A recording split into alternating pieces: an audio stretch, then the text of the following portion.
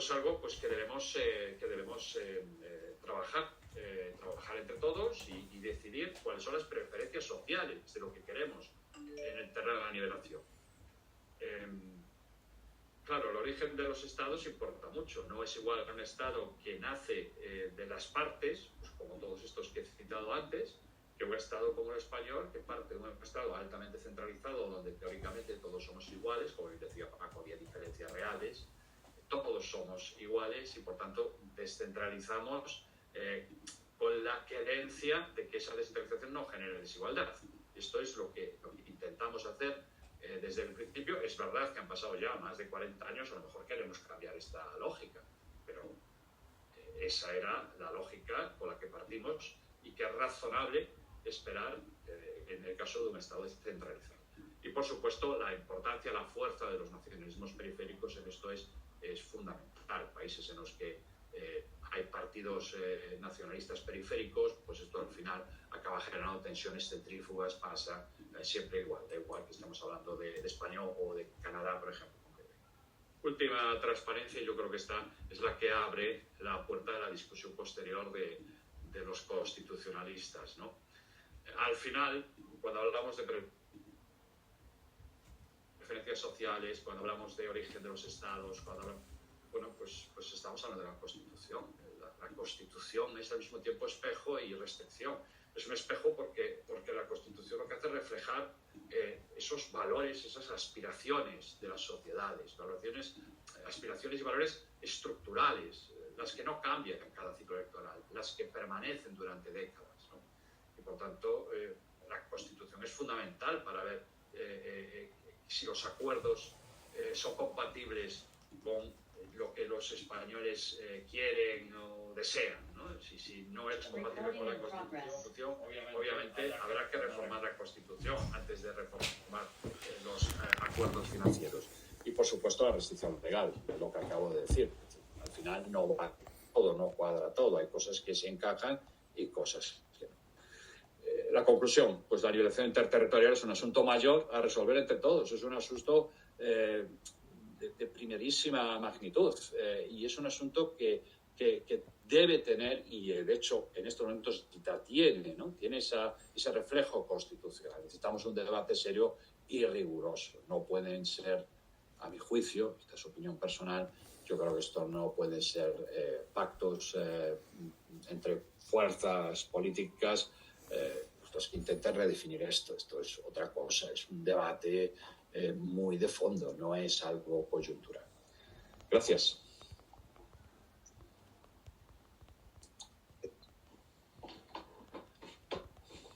Muchas gracias, Santiago. Yo antes de pasar la tribuna a los siguientes, creo que vamos a dar tiempo a una o dos preguntas, si las hay.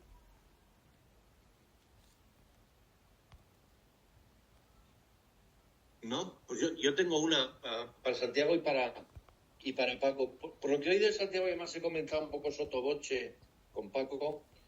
Básicamente la propuesta que hay sobre la mesa de modelo de financiación catalán sería un sistema de cupo con unas dosis de solidaridad interterritorial que ahora básicamente no la hay en las de régimen foral. ¿Esa sería fundamentalmente la idea?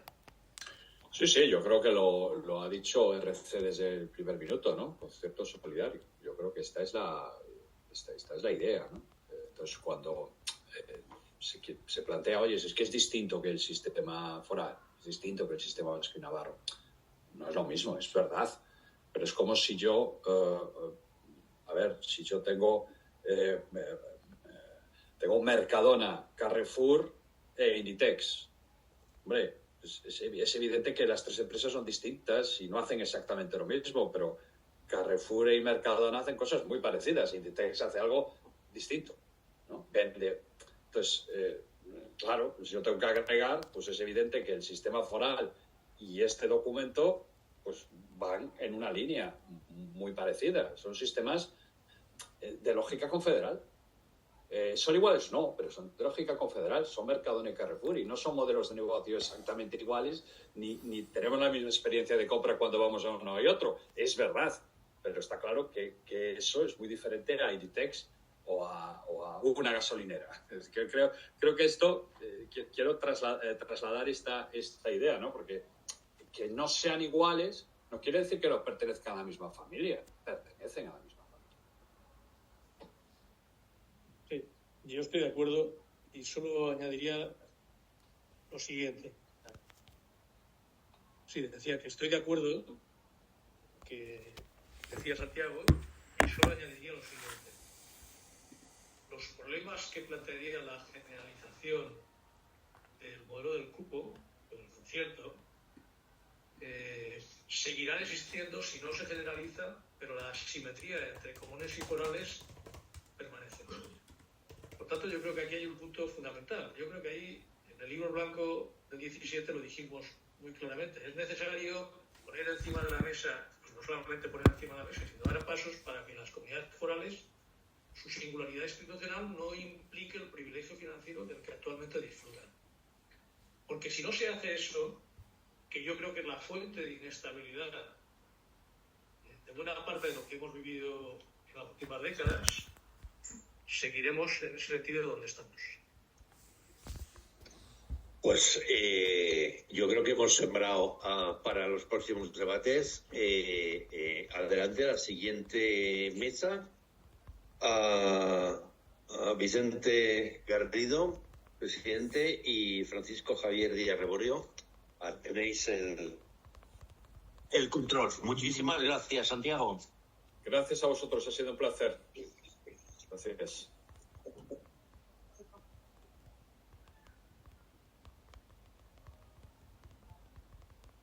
Te lo digo antes, si no lo puedo. Vale, a ver. Y ver si tenéis la expresión, no sé si tenéis preguntas. ¿Qué tal?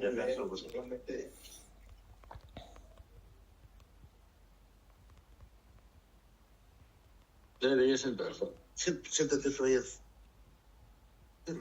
¿Cuánto hablamos cada uno, más o menos? ¿Perdona? ¿Cuánto hablamos cada uno?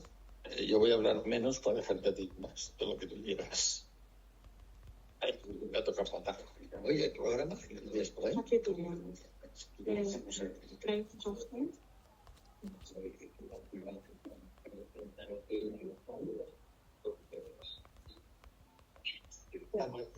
olvidé de eso.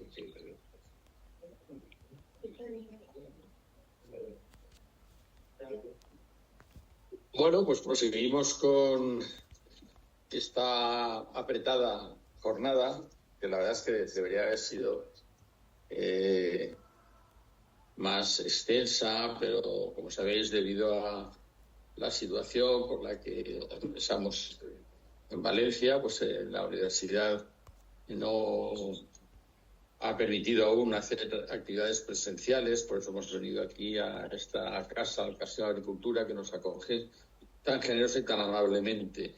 Y hemos tenido que comprimir mucho las ponencias, que son, la verdad, interesantísimas. A mí me hubiera gustado haber seguido escuchando a Bruno, a Paco Pérez y a Santiago Lago en sus intervenciones tan interesantes. Pero ahora pues vamos a escuchar también, bueno, yo voy a hacer una breve introducción, que no quiero hacerla muy larga porque quiero dejar más espacio a mi buen amigo y compañero Francisco Javier Díaz Reborio, que hoy celebra su onomástica, hoy es su santo, con lo cual, en primer lugar, le felicito por su onomástica y le agradezco mucho que haya venido a esta jornada, vamos, para hablarnos de la constitucionalidad, de la pretendida financiación singular. Yo quiero deciros que el título de mi intervención es Igualdad y desigualdades en las comunidades autónomas.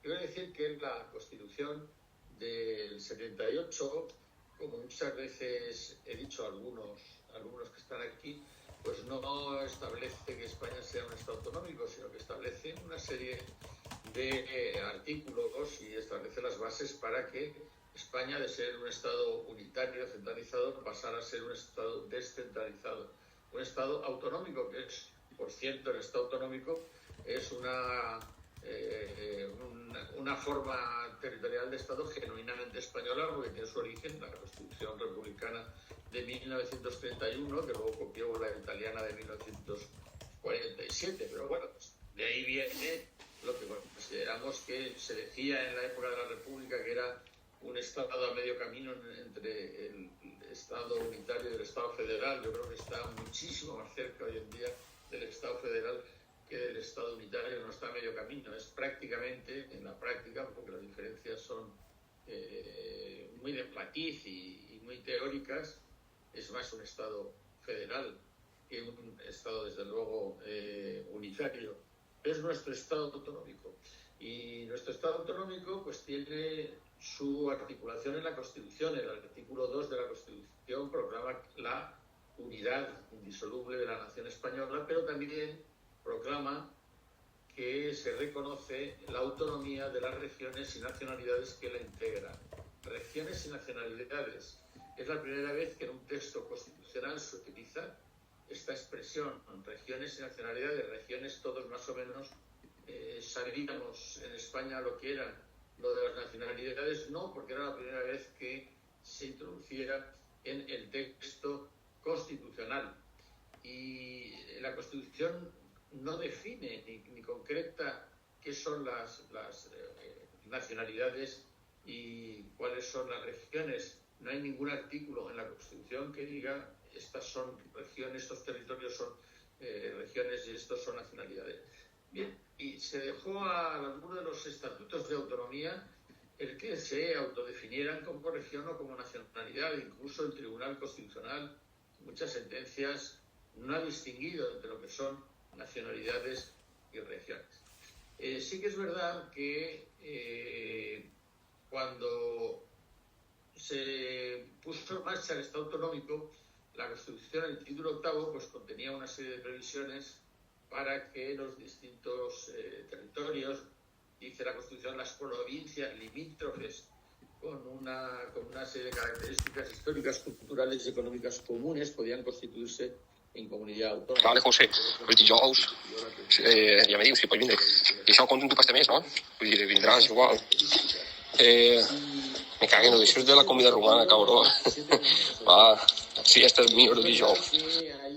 Había, o está en la Constitución, distintas vías para acceder a la autonomía. Y había una vía ordinaria por la que accedieron la práctica totalidad de las comunidades autónomas, una más compleja, que era la del artículo 151, por la que accedió exclusivamente Andalucía, y había una vía privilegiada, que está prevista en la disposición transitoria segunda de la Constitución, por la cual accedieron Cataluña, el País Vasco y Galicia. Privilegiada, ¿por qué? Porque esa disposición permitía a los territorios que en el pasado hubieran plebiscitado afirmativamente proyectos de estatutos de autonomía, pues se les reconocía esa facultad de acceder a la autonomía por una vía más rápida y además de conseguir desde el principio el máximo de autonomía posible. Por lo tanto, ya vemos que inicialmente sí que había diferencias entre comunidades autónomas, pero ha sido una diferencia en la forma de acceder a la autonomía. Después, yo no encuentro en la Constitución ningún artículo que establezca diferencias más allá también de la disposición adicional primera, a la que ya se ha hecho referencia, que